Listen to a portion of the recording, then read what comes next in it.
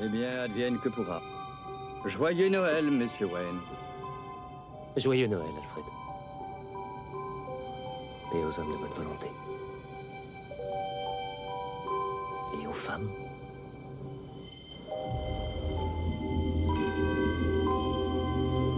Eh ben, il est cool ce film. Pas génialissime, mais bien. Je comprends pas pourquoi il est si peu marché. Sans doute parce qu'il était un poil trop dark pour le jeune public. Sans doute. Du coup, on fait quoi maintenant? On enchaîne avec Batman Forever? J'ai une autre idée. Vu que Batman le défi est en quelque sorte un film de Noël, ça te dirait pas qu'on fasse une petite présentation de ces adaptations en jeu pour ta chaîne? Présenter les jeux Batman le défi pour Noël. Sauf si t'avais prévu autre chose à la place, ça me dérangerait pas, hein. Allez petit, tu l'as le jeu en plus. Tu m'en veux quand même pas encore pour l'an dernier, non?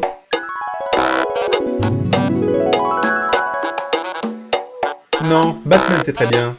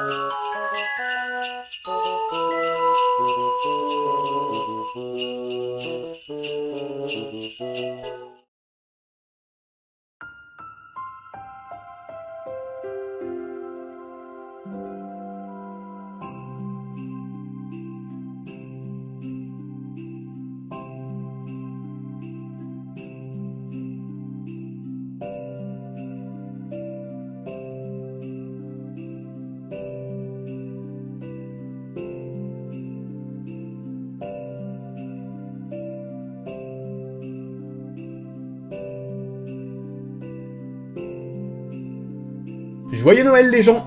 Et ouais, c'est déjà le deuxième Noël de la chaîne. Va vraiment falloir que j'adopte un rythme plus régulier. Bref, cette année, moi, Ref et Arak, passons les fêtes de fin d'année avec nos familles. Et pour l'occasion, j'ai un invité spécial pour cet épisode. Quelqu'un dont je vous parle depuis ma toute première vidéo. Je vous présente mon frère Saga. Yo, content d'apparaître enfin. On passe Noël entre frangins, et pour l'occasion, on s'est regardé les films Batman de Burton. Et vous l'aurez compris, ce sera le sujet de cette vidéo.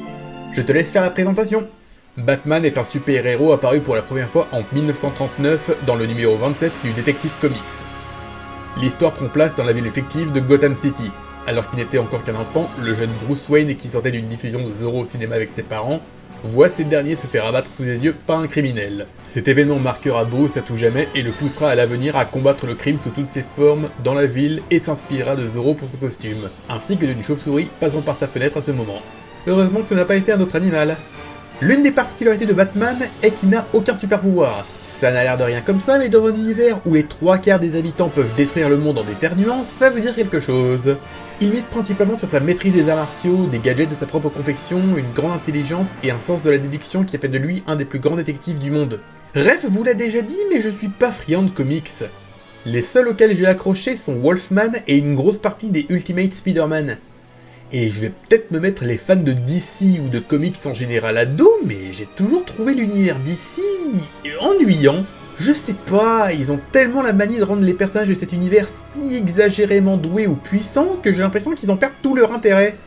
Batman par exemple, même si c'est l'un des rares que j'apprécie au moins un peu, on veut nous le camper comme un homme ordinaire avec toutes les faiblesses qui va avec, mais derrière on en fait un gros garistou de ses morts qui connaît la réponse à chaque énigme avant même de la connaître, qui a assez de thunes pour se fabriquer les gadgets les plus insane du monde, qui sait comment battre n'importe quel super vilain ou héros qui changerait de camp, etc., etc. Bref, le côté trop divin ou parfait des personnages de DC me rebute énormément, et hélas, Batman ne déroge pas à la règle. Même si je l'apprécie un peu, ayant grandi avec la série animée qui reste encore excellente aujourd'hui. Avec en plus Richard Darbois, un de mes comédiens de doublage français préférés à la voix de Batman. Pour la justice, oui. mais pas pour assouvir la vengeance d'une terroriste. Tu es encore plus dangereuse que ceux que tu punis. Toujours est-il que, mérité ou pas, le personnage a connu un immense succès qui l'a mené à être adapté en différents médias, notamment en film. Le tout premier film est sorti en 1966, créé par Adam West, une adaptation de la série télé de l'époque. Beaucoup critiquent le côté kitsch, mais remettons les choses dans leur contexte, à l'époque c'était plutôt ça l'esprit de Batman. Donc on était dans un truc assez fidèle. Nous survolerons l'océan aux commandes de notre Batcopter pour faire mordre la poussière au plus terrible quatuor du crime que le monde ait jamais vu. C'est en 1989 que sortira le premier long métrage pour le cinéma de l'Homme Chauve-Souris, produit par Warner Bros et réalisé par Tim Burton en personne, avec Michael Keaton dans le rôle de Bruce Wayne et Jack Nicholson interprétant le Joker. Et j'ai beau ne pas apprécier le Joker même en tant que méchant, je suis obligé d'admettre que son interprétation était excellente.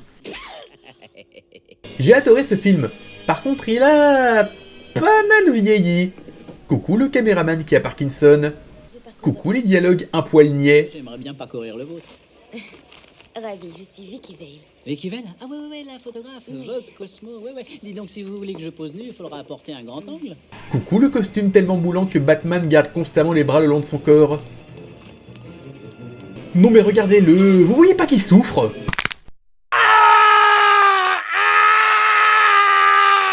3 ans plus tard sort sa suite Batman le défi, ou en VO Batman Returns, avec une fois de plus Michael Keaton dans le rôle de Batman, Michelle Pfeiffer pour Catwoman, et Danny DeVito incarnant le pingouin, dont mon souvenir le plus marquant dans un jeu Batman c'est...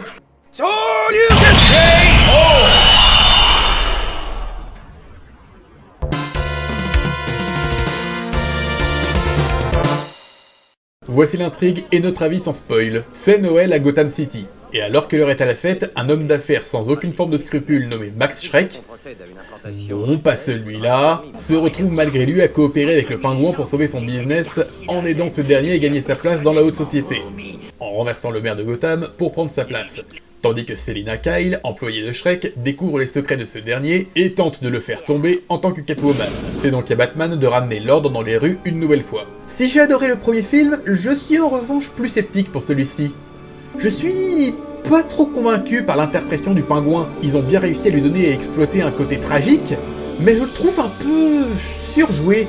Quant à Catwoman, déjà une scène que je ne vous spoilerai pas juste avant qu'elle enfile son costume pour la première fois, j'ai pas compris. Quant à son interprétation, j'ai l'impression que les réalisateurs ont voulu lui donner un côté Harley Quinn. Ce dont je ne suis pas sûr vu que la série animée ayant justement donné naissance à Harley Quinn est sortie la même année. Du coup, ça lui va pas, je trouve.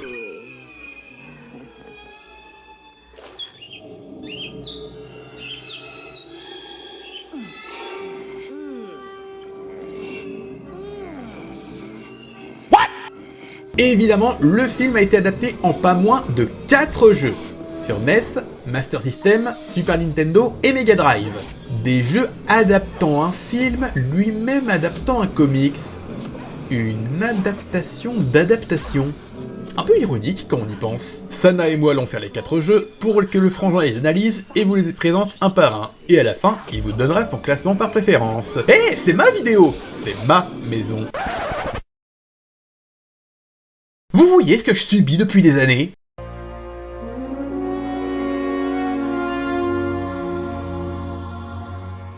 Bien, commençons par le plus populaire du lot, Batman Returns sur Super Nintendo par Konami. Décidément, on les voit souvent sur cette chaîne dernièrement. Il s'agit d'un beat'em all retraçant l'intrigue du film, à commencer par l'attaque de la place de Gotham par le cirque du Triangle Rouge. Et après on s'étonne que beaucoup de gens ont peur des clowns. Bref, on avance en tabassant les ennemis par centaines, on peut même les saisir pour... Ah non, s'il vous plaît, non, ne me tapez pas la tête 3 fois sur le bureau. Faites un bisou. Waouh, violent le bateau. On a aussi accès à 2 gadgets. Le grappin, qui est aussi utile qu'un rendez-vous chez Pôle emploi, c'est-à-dire pas du tout vu qu'il n'y a presque jamais de plafond sur lequel s'accrocher, et les batarangs qui n'infligent pas de dégâts mais immobilisent les ennemis quelques secondes. Oui, aucune arme mortelle, car pour rappel, une des autres particularités de Batman est qu'il ne tue jamais.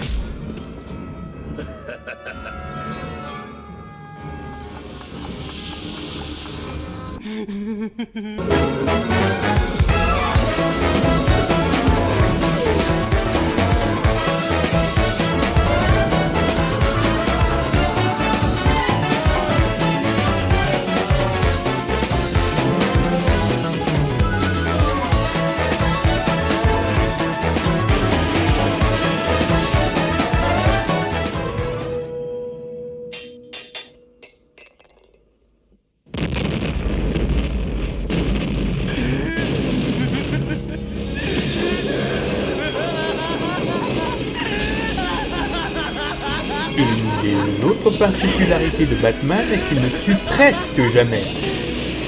Arrivé à mi-chemin, on enchaîne sur une partie en...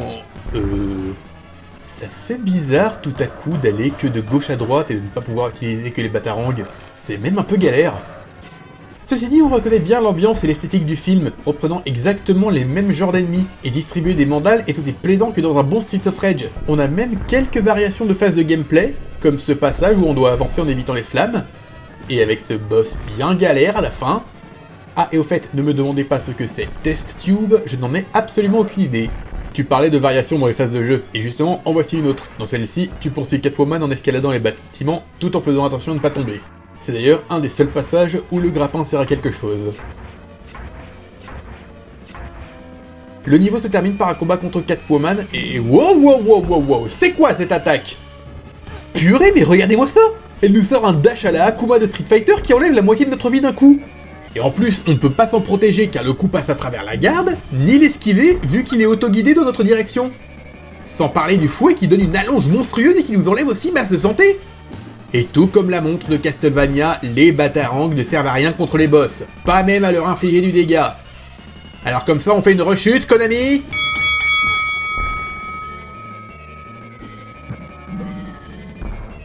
C'est une tâche insurmontable. Après y avoir laissé plusieurs vies, vient le niveau suivant où on y affronte Catwoman une deuxième fois, suivi du pingouin, avant d'enchaîner dans un niveau en Batmobile où il faut tirer sur tout ce qui bouge et tout faire exploser. Et en plus, il respecte même pas le sens de circulation en restant à droite. Bat-chauffard, va! Non, vraiment, laisse-moi conduire, tu vas tous nous tuer! C'est hors de question. Ah, mais je l'ai, mon permis! Mais tu n'as pas ton bat-permis. Ah, la bonne bat-blague. Le niveau suivant sur le train peut être un peu galère au début, mais une fois qu'on a pris l'habitude de surveiller l'arrivée des obstacles par-dessus lesquels sauter, ça passe tout seul. Et on atteint le dernier niveau où nous allons pouvoir affronter le pingouin, d'abord à bord de son canard, qui est assez simple une fois le pattern mémorisé, puis enfin le pingouin lui-même.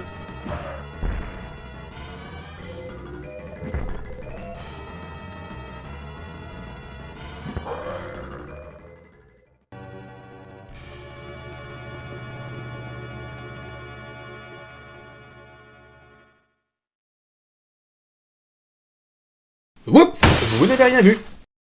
En soi, un jeu très sympathique et fidèle à l'œuvre qu'il adapte.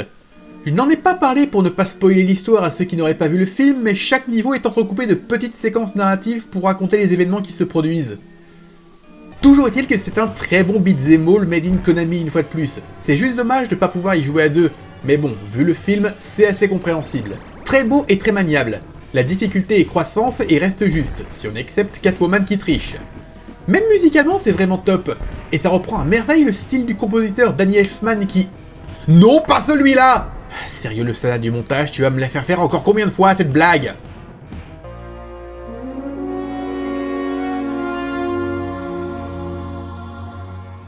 Passons à la version Mega Drive à présent.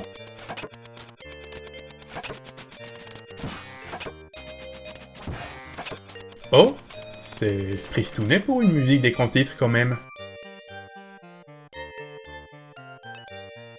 On a l'air d'être dans de la plateforme classique, donc wow. Hey, y'avait pas ça dans le film, hein? Donc c'est parti et... Eh mais what?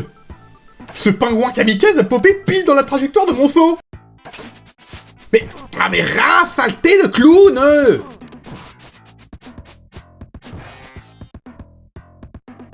Attends, c'est une blague? Comment je suis censé passer? C'est que le premier niveau et je suis déjà paumé? Ça commence bien ce jeu! Ah, c'était pas un mur.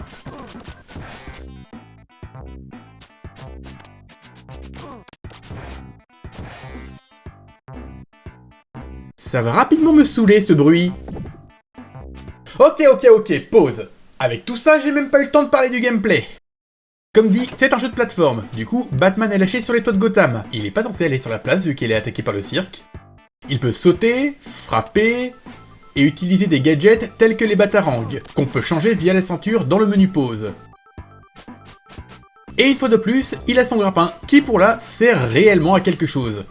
Pour info, ce jeu possède une version Mega CD aussi, que je ne possède pas, notamment car pour trouver le support CD pour la Mega Drive, faut vraiment être un archéologue. Du coup, on n'a aucune idée de ce qu'il vaut, je sais juste vaguement que les musiques sont différentes et qu'il y a quelques phases en plus. Toujours est-il que ça a l'air d'un jeu simple dit comme ça, mais rien que le premier niveau est une galère. Les ennemis sont très bien placés et à peine à l'écran qu'ils nous bondissent déjà dessus sans qu'on ait le temps de réagir pour esquiver ou attaquer. Regardez ça, on n'est même pas à la moitié du niveau qu'on a déjà perdu tout ça de santé. Avec ce son qui se répète pour rappeler qu'on est dans la mouise. Tu vas l'éteindre ta batte à l'arme, oui. On va s'y griller.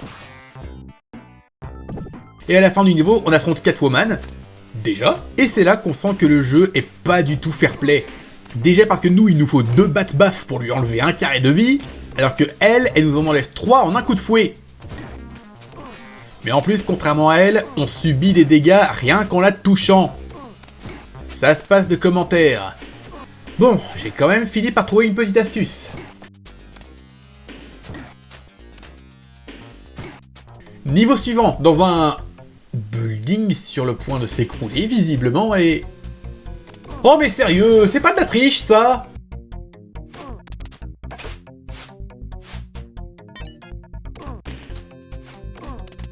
Et le boss c'est... Hein? Les 2 statues de la place de Gotham? Mais... Ok, c'est une bonne idée d'exploiter des éléments mineurs d'un film dans son adaptation en jeu pour prolonger le contenu. Mais là, il y a exagération! C'est juste un élément de décor! Bat Vandal va... Je sais pas, c'est comme si Aladdin se battait contre la machine de Jafar sur Mega Drive. Ok, j'ai rien dit. Niveau suivant, la cathédrale, et les images parlent d'elles-mêmes.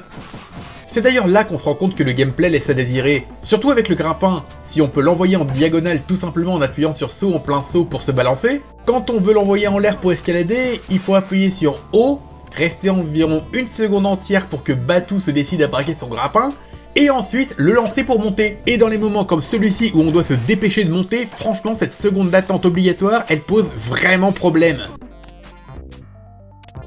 Ensuite on affronte le pingouin, combat très facile grâce à cette astuce, à savoir passer derrière lui avant qu'il ait le temps d'attaquer et attendre qu'il descende pour le tabasser. Ensuite niveau 2, le bâtiment de... Attends quoi? Comment ça niveau 2? Vous voulez dire que ça et ça, c'était que le niveau 1? Combien il y a de niveaux? 5 je crois.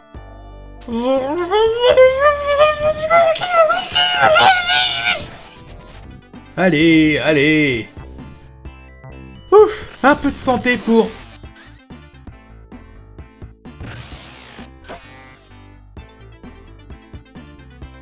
Est-ce que le jeu a fait exprès de me tuer juste devant le bonus de santé, rien que pour me faire repop devant lui full vie, maintenant que ça ne me sert plus à rien de le ramasser?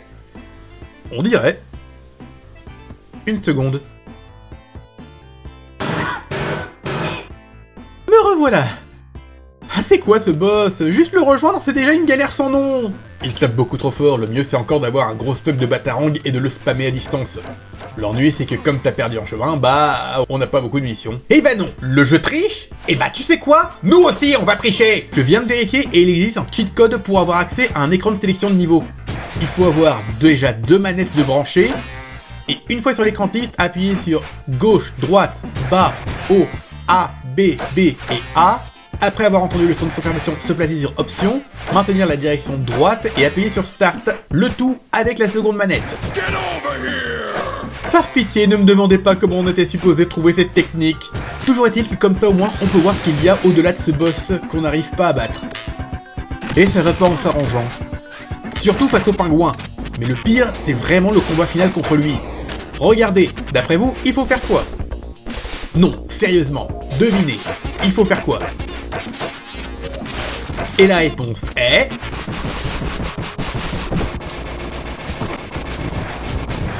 Tu as perdu, Batman. Plus rien ne peut te sauver maintenant. Gotham est à moi. Pingouino! Quoi? Non, il a trouvé mon point faible.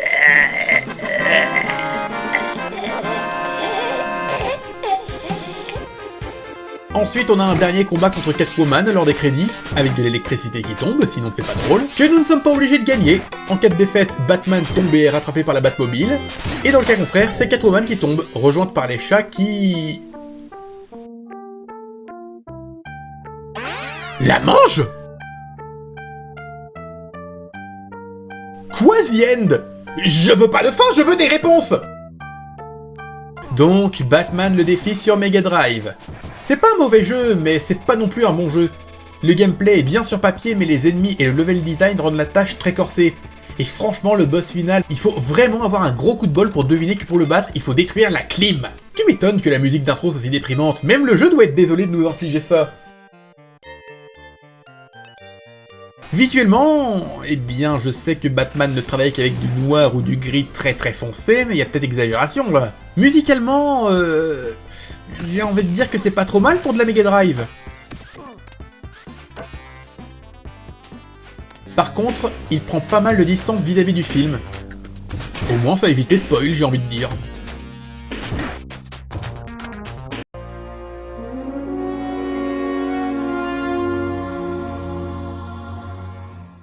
Passons sur Master System à présent. Et là, petite originalité très sympa, chaque niveau est en 2 versions, et le joueur peut choisir lui-même laquelle il va traverser pour continuer le jeu. Regardez, le niveau n'est pas le même selon que je prenne la route 1 ou la route 2. J'aime bien l'idée franchement. Pour de la Master System, c'est très beau. Musicalement, c'est très agréable à l'oreille, et c'est très prenant. Batman n'attaque pas au corps à corps par contre. Enfin si, il attaque au batarang et donne un coup de poing quand on attaque lorsqu'il est lancé. Et cette fois, le grappin est mis à bonne contribution. Ce jeu a l'air cool, je sens qu'on va passer un bon moment. Quoi? Batman ne peut prendre qu'un seul coup avant de mourir? Mais what? Son costume est censé faire office d'armure. Comment un petit coup de rien du tout peut l'envoyer au tapis direct comme ça? Mais il est encore plus fragile que Arthur et Wirlo en fait. Franchement, qui a eu cette idée?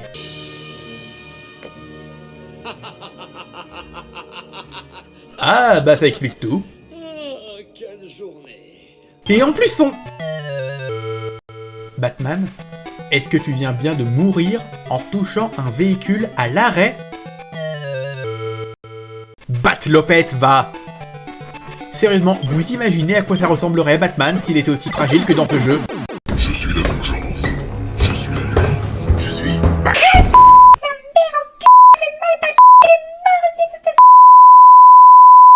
Ça suffit! Ça suffit! Je vais pas plus loin pour ce jeu-là.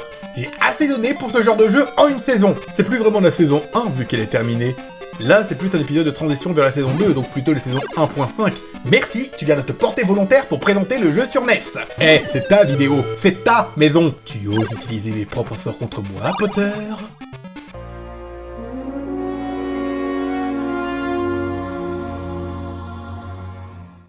Du coup, Batman le défi sur NES. Une fois de plus, un beat'em all made in Konami, et dont les musiques me font quand même pas mal penser à celles de Tortue Ninja 2 et 3. On pourrait penser à une simple version NES du jeu Super Nintendo, mais pour le coup ce serait assez réducteur. Bien que ce soit le même principe, il y a quelques subtilités. Côté gameplay, c'est la même chose, avec en plus un coup de pied glissé que Batman sort en appuyant sur le bouton d'attaque en allant vers le bas. Et ces sortes de valises qui font office de jauge de vie supplémentaire. On suit globalement la trame du film, la place de Gotham avec encore le boss qui à l'origine n'apparaît que quelques secondes dans le film, le building de Shrek avec le combat contre Catwoman, les toits de Gotham, un niveau en Batmobile, le train et ainsi de suite jusqu'à l'antre du pingouin. Là vous vous dites sûrement que ce jeu a l'air sympa, et il aurait pu l'être, mais malheureusement certains points viennent gêner l'expérience. D'abord, les commandes qui ne répondent pas toujours correctement. Il m'est arrivé à plusieurs reprises qu'une action que j'ai voulu effectuer se déclenche avec un temps de retard par rapport au moment où j'ai appuyé sur le bouton, voire parfois pas du tout. En plus, la hitbox des ennemis laisse vraiment à désirer. Regardez, je suis collé à lui pendant que je le frappe, et pourtant ça ne le touche pas. Alors que les ennemis, eux, peuvent m'atteindre de presque n'importe où. C'est dommage, parce que quand ces problèmes n'arrivent pas, le jeu est plutôt agréable à parcourir. Surtout après les versions Mega Drive et Master System. Il s'en sort relativement bien. Du coup, c'est déjà tout pour ce jeu. Et ouais, vu qu'il adapte le même film et a la même base que la version Super Nintendo, forcément on a vite fait le tour des nouveautés.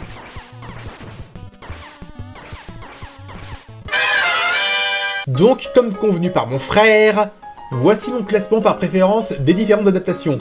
Alors tout en bas je mets la version Master System, Franchement, n'avoir qu'un seul point de vie dans un jeu Batman, ça me rebute, et j'ai pas envie d'apprendre les niveaux et patterns des ennemis par cœur pour pouvoir avancer. Ensuite, difficile de départager les versions NES et Mega Drive, ils sont tous les deux bien sur papier et ont tout pour plaire, mais certains petits bémols les rendent parfois désagréables à parcourir. Je les mets donc à égalité en seconde position. Et pour finir, la version Super Nintendo en première place. C'est clairement mon préféré des 4. Il est plaisant à parcourir du début jusqu'à la fin, et à part le premier combat contre Catwoman, je n'ai aucune réelle raison de cracher dessus. Donc voilà mon classement. Vu que nous n'avons pas pu faire la version Mega CD, je ne peux pas le classer. C'est dommage, si ça se trouve il redresse le niveau de la version Mega Drive. En tout cas, attends, quoi? On n'a pas fini, je viens d'en trouver un autre dans mes cartons. Je l'avais complètement oublié. Sur Game Gear cette fois. Game Gear? Ouais. Ok, autant jeter un œil.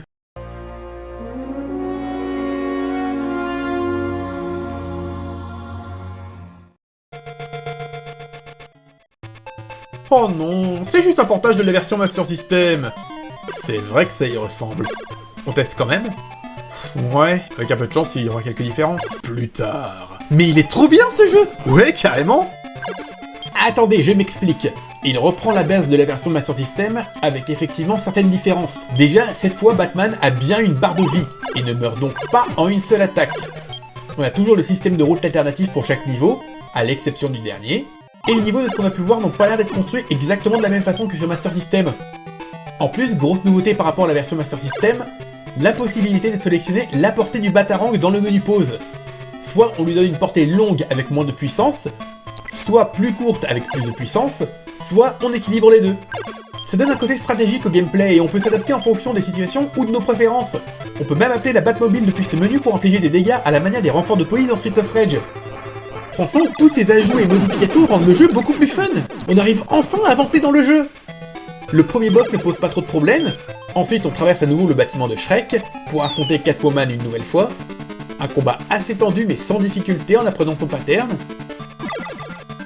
Suivi des toits de Gotham avec quelques passages un peu ardus avant d'affronter un golem de glace. Ensuite, les égouts, Catwoman à nouveau, et l'antre du pingouin pour enfin l'assassiner momentanément. Ce jeu est trop bien! Je l'adore! Une chance que je l'ai retrouvé au dernier moment, alors on a failli passer à côté. Allez, tu sais quoi? Je retire ce que j'ai dit, c'est lui mon préféré parmi tous les jeux Batman le défi. Fun de bout en bout, court mais rejouable grâce au niveau alternatif, possibilité de personnaliser sa façon de jouer grâce à la portée des Batarangs. Non, vraiment, c'est une vraie petite perle cachée ce jeu! Autant la version Master System, j'ai envie de vous dire de la fuir comme la peste, autant la version Game Gear, je suis prêt à vous la conseiller les yeux fermés! C'est le jour et la nuit ces deux versions! Franchement, je suis vraiment satisfait de cette découverte. Des jeux Batman, il y en a eu beaucoup, que ce soit les adaptations de films ou de séries animées. Si aujourd'hui on parle principalement de la saga Arkham, à laquelle je n'ai pas franchement accroché, il faut pas oublier qu'il y a eu pas mal de bons jeux sur l'homme chauve-souris avant cette période. Je retiens principalement Batman le défi sur Game Gear et Super Nintendo, mais je pourrais aussi vous parler des autres jeux comme celui du premier film sur NES, ou encore celui de la série animée aussi sur Super Nintendo. Pour ce qui est des films, ce n'est plus Tim Burton qui sera à la baguette pour les deux films suivants, mais Joel Schumacher, à savoir Batman Forever, qui inclura Robin dans l'histoire, et Batman et Robin, qui, de ce qu'on en dit, est très nanardesque. Freeze, t'es givré. Mais je me demande pourquoi les titres ne sont pas inversés. Batman et Robin auraient plus collé au 3 vu que c'est le film qui a introduit Robin. Et Batman Forever aurait davantage collé au 4, ça aurait en plus fait un jeu de mots avec fort. J'espère en tout cas que vous avez apprécié ce dernier épisode de l'année, et merci de m'avoir permis d'y participer. Je referai peut-être de nouvelles apparitions à l'avenir, ça nous verrons. En tout cas, je vous souhaite à tous de très bonnes fêtes de fin d'année. Portez-vous bien et je vous dis à très bientôt pour la saison 2. Allez.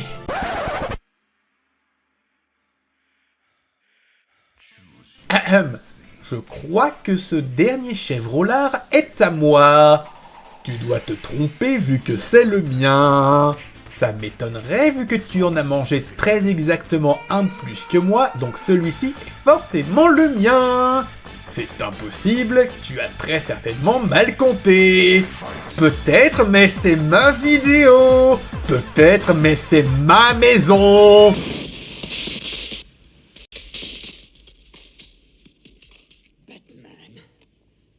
Batman. Honnêtement, je vous le demande, dans quel genre de monde on vit? Voir un homme